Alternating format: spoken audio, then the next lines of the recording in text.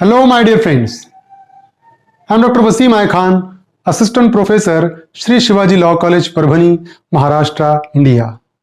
So, in today's lecture, we will discuss the general provision as to inquiries and trial, which is discussed under section 310 to section 312 of Criminal Procedure Code 1973. As well as we will discuss the question asked by the examiner on these topics and the question which may be asked by the examiner on these sections. तो आज हम discuss करने वाले हैं general offences general provision relating to the inquiries and trial. इस chapter का section 310 से लेकर सेक्शन 312 हम डिस्कस करने वाले हैं. So let's start the topic.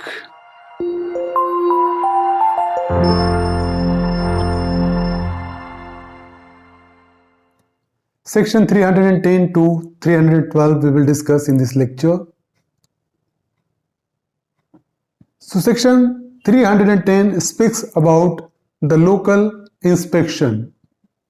So any judge or magistrate may at any stage of any inquiry, trial or other proceeding after due notice to the parties visit and inspect any place in which an offence is alleged to have been committed. Suppose if there is a place of offense where the offense has been committed by the accused person, then a judge or magistrate is having a power to visit that particular place for the purpose of inspection.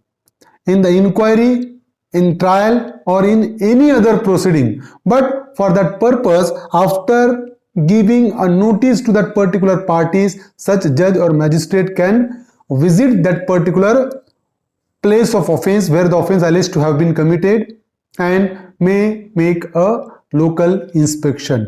तो यहाँ पर subsection 1 क्या कह रहा है कि magistrate और जज को पावर है, वो कभी भी इंक्वायरी हो या ट्रायल हो या और कोई प्रोसीडिंग हो, जो पार्टी के प्रीमाइसेस में जहां पर ऑफेंस हुआ है वहां पर अगर वो इंस्पेक्शन करना चाहता होगा तो मैजिस्ट्रेट और जज को पावर है, लेकिन उसके पहले क्या करना पड़ेगा, मैजिस्ट्रेट को उसको नोटिस देना पड़ेगा कि हम आपके प्रीमाइसेस को ये प्लेस को हम इंस्पेक्ट करना, इसका इंस्पेक्शन करना चाहते हैं. नोटिस देकर मैजिस्ट्रेट को पावर है वहां जाकर उस प्लेस का जहां पर ऑफेंस हुआ है उसका इंस्पेक्शन, लोकल इंस्पेक्शन मैजिस्ट्रेट कर सकता है.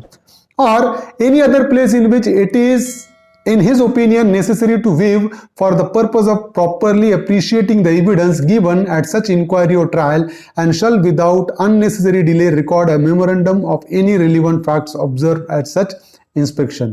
Or suppose if in the while appreciating the evidence for the purpose of properly appreciating the evidence, if the magistrate feels that any place is to be inspected, then under such a circumstances also the magistrate is having a power to make a local inspection of that particular place.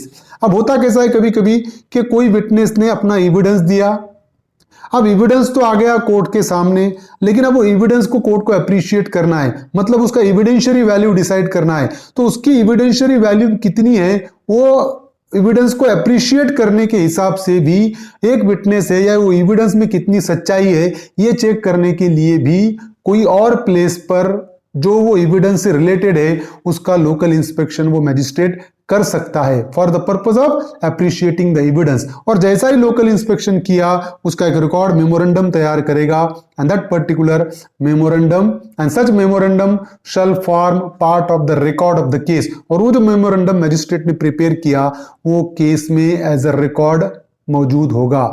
And if the prosecutor, complainant or accused or any other party to the case so desires, a copy of the memorandum shall be furnished to him free of cost. तो जो भी memorandum तैयार किया local inspection का magistrate ने, वो अगर prosecutor अगर चाहता है या कंप्लेनेंट हो या अक्यूज्ड हो तो उसको वो memorandum free of cost provide किया जाएगा. Now section 311, power to summon material witness और examine person present. So any court may at any stage of any inquiry, trial or other proceeding under this code summon any person as a witness. So the magistrate or the court is having a power at any stage, whether it may be the inquiry or trial or in any other proceeding to summon any person as a witness। तो magistrate को, court को ये power है, चाहे वो inquiry हो, चाहे trial हो या और कोई प्रोसीडिंग हो, किसी भी पर्सन को एज अ विटनेस समन्स भेज सकती है, उसका बुलावा भेज सकता है कोर्ट।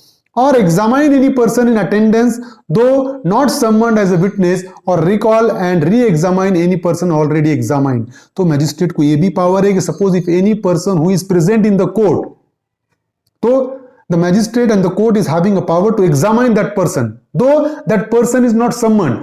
उसको सम्मन्स देकर बुलाया नहीं गया है, वो कोर्ट में प्रेजेंट है, तो उस ऐसे पर्सन को भी अगर उससे का केस से कोई लेना देना है तो मैजिस्ट्रेट उसको भी एज ए विटनेस एग्जामाइन कर सकता है। और रिकॉल एंड री examine any person already examined. Suppose if the court has already examined any witness और any person, the court is having a power to re-summon that person, to recall that person and to re-examine that person।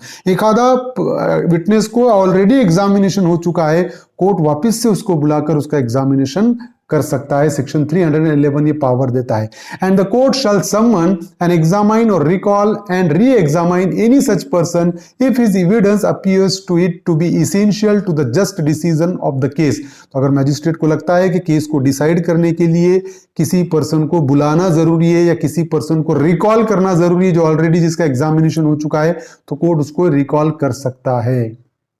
Section 311A, power of magistrate to order persons to give specimen signature or handwriting।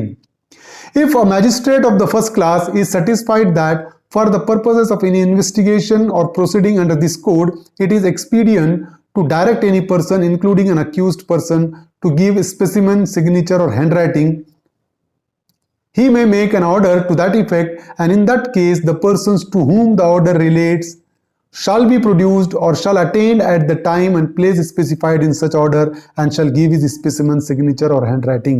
So the magistrate of first class JMFC, suppose for the purpose of any investigation under this code, if that particular magistrate feels that the specimen signature of any person including the accused is required, is necessary, कि अगर JMFC को ऐसा लगता है investigation के दौरान कि ये कोई पर्सन है, वो चाहे अक्यूज्ड हो या और कोई पर्सन हो, इसका सिग्नेचर का स्पेसिमेन, सिग्नेचर का एक फॉर्मेट, सिग्नेचर का स्पेसिमेन सैंपल या उसके हैंडराइटिंग का सैंपल जरूरी है, तो कोर्ट क्या कर सकता है, he may make an order to that effect.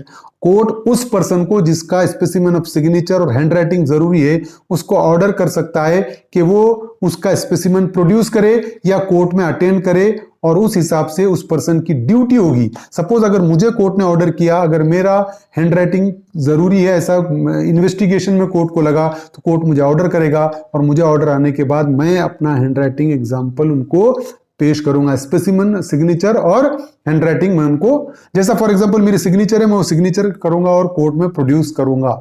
That is provided that no order shall be made under this section unless the person has at some time been arrested in connection with such investigation or proceeding।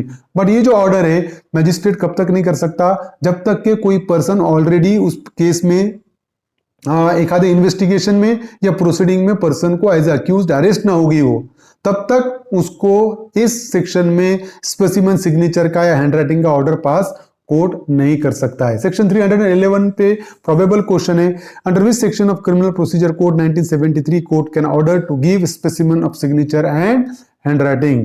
Section 310, 311, 311A, 310A। So the correct option is 311A। Specimen of signature कहां पर order कर सकता है, section 311A। Now section 312, expenses of complainants and witnesses, expenses of complainant and witnesses।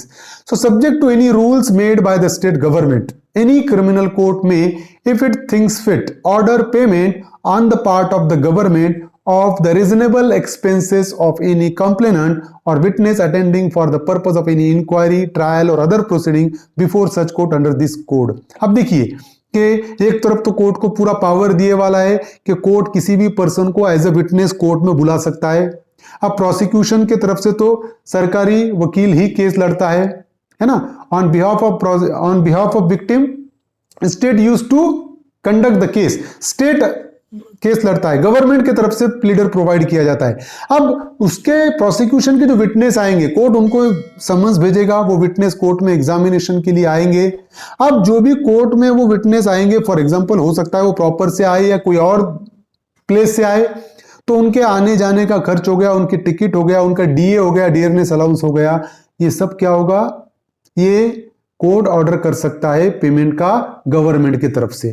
तो ये government क्या करेगा, वो पेमेंट करेगा विटनेसेस की एग्जामिन, किनके, प्रोसिक्यूशन के विटनेसेस। एक बात ध्यान में रखिए, कंप्लेनेंट या प्रोसिक्यूशन के विटनेसेस का, लेकिन डिफेंस के विटनेसेस हो अगर होंगे तो वो डिफेंस या अक्यूज्ड ही उनका खर्च बियर करेगा।